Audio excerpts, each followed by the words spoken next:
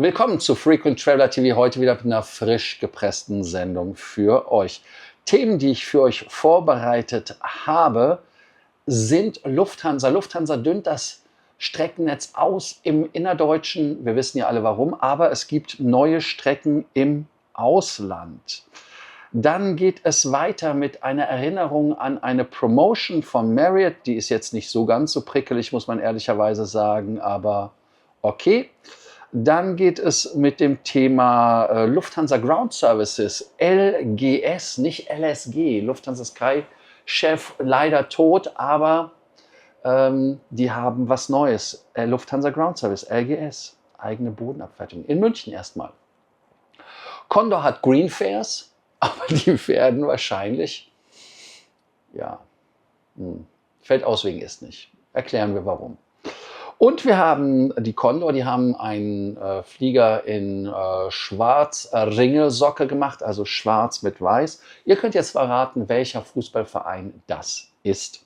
Und wir haben IHG Flash Sale, da gibt es 20-30% weltweit Rabatt. 25-30%, wahrscheinlich 30% für IHG-Mitglieder. Ne?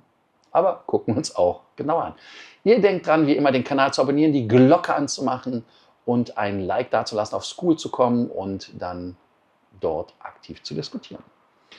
Der Lufthansa Sommerflugplan für 2026, über 14.000 wöchentliche Verbindungen mit 330 Zielen in 100 Ländern, ist ja schon mal ein Wort. Fokus liegt auf der Interkontinentalexpansion. Rio, Kapstadt, Nairobi, Washington, Raleigh und St. Louis.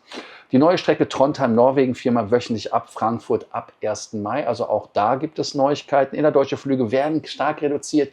Haben wir ja besprochen, warum, weil es in Deutschland zu teuer ist. Über 50 Frequenzen gestrichen. München, Berlin, Frankfurt, Leipzig, aber auch Nürnberg. Sport kündige bereits bis zu 100 gestrichene Inlandsflüge pro Woche an. Hatten wir ja auch berichtet. Wer regelmäßig schaut, weiß das ja, dass wir das direkt gemeldet haben. Frankfurt, Toulouse, München, Tallinn und München Ovidio werden auch eingestellt. Schade, dass Tallinn eingestellt wird für München, aber gut, man kann nicht alles haben. ITA Airways arbeitet noch am eigenen Sommerflugplan. Man möchte da wieder von Rom nach London Heathrow fliegen. Aber schauen wir mal, was die ITA macht. Vielleicht ist man ja noch die Verzahnung am Machen zwischen den Lufthansa-Flugplänen.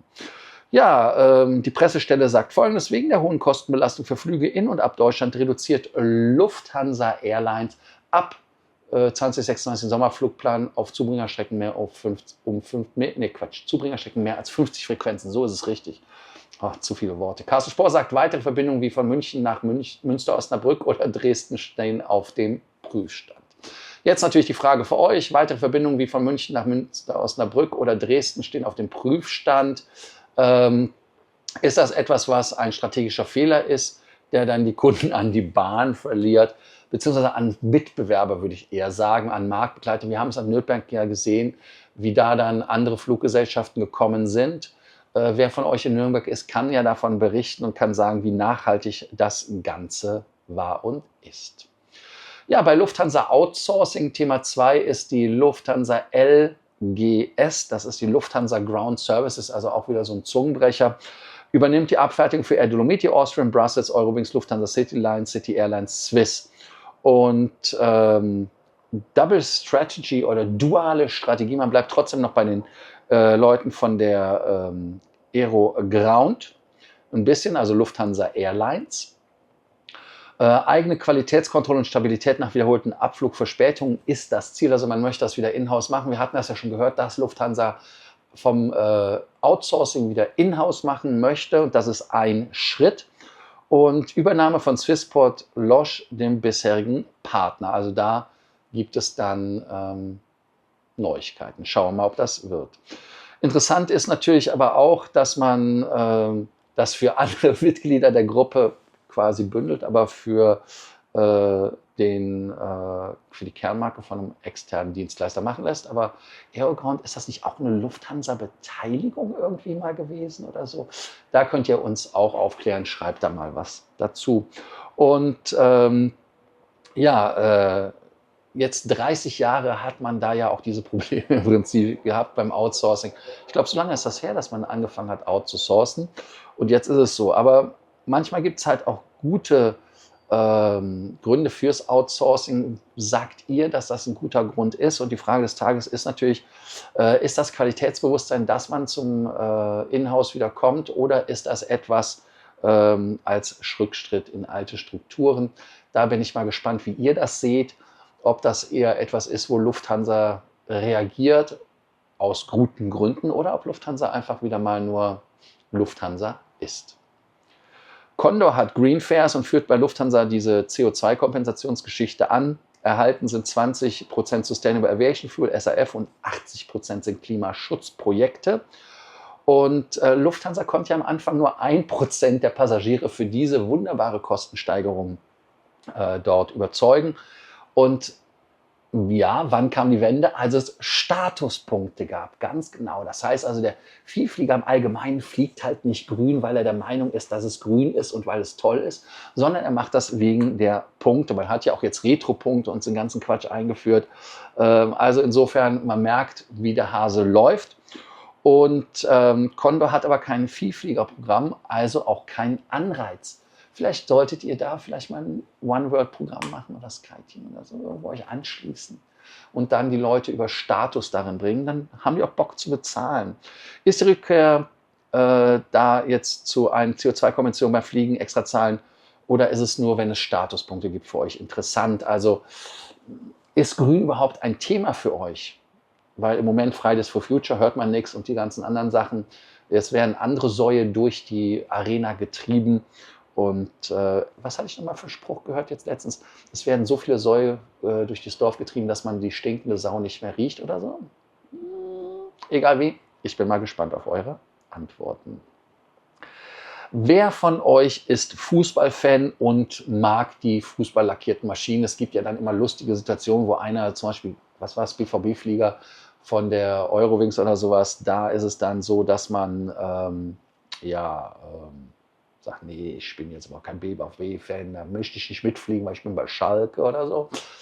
Ist das ein Problem oder ist das einfach nur ein Luxusproblem? Auf jeden Fall, Condor sagt, wir wollen Eintracht Frankfurt unterstützen. Klar, wer ist sonst schwarz und weiß? Außer Eintracht Frankfurt. Ihr könnt es ja schreiben. Ihr merkt, ich bin nicht so fußballfirm, aber die Maschine ist ein Airbus A320 mit der Kennung Delta Alpha India Charlie Romeo. Und die bekommt dann dieses Streifenhörnchen in dem Schwarz mit Weiß. Logo auf dem Heck fehlt noch, das Design ist nicht vollständig. Das Flugzeug hat ja auch eine bewegte Geschichte hinter sich, ist Ex-Air Berlin, Air Corsica, Vueling und ist seit 2020 bei der Condor. Und es gibt natürlich Eurowings Borussia Dortmund, habe ich ja gesagt, Sun Express für VfB Stuttgart. Und da ist eure Frage wirklich, sollten Airlines mehr Kooperation mit Fußballclubs eingehen oder verwässert das die Markenidentität einmal? Und die andere Sache ist, sollten die vielleicht auch eine VIP-Lounge haben in Frankfurt und uns dann als Gäste einladen? Das wäre vielleicht eine coole Sache. Ja, also ich bin mal gespannt, wie ihr das Ganze seht und ob ihr da ein Freund von seid, von solchen Kooperationen.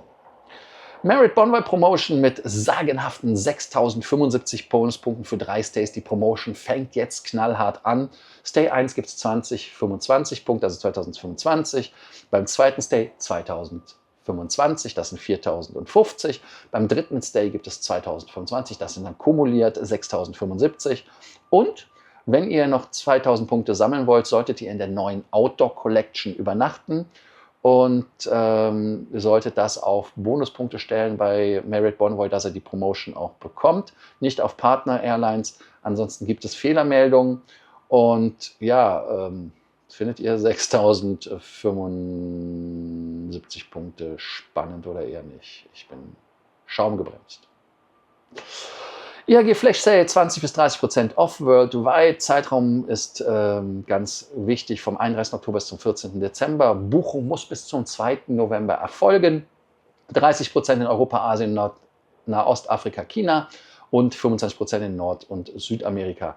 Markenabhängig 25% bei Holiday Inn Express, Kenilworth Suite Staybridge, 30% bei Interconti, Kimpton, Vignette und etc. Eine Nacht Peanuty bei kurzfristiger Absage, also 7 Tage Minimum Vorausbuchungsfrist.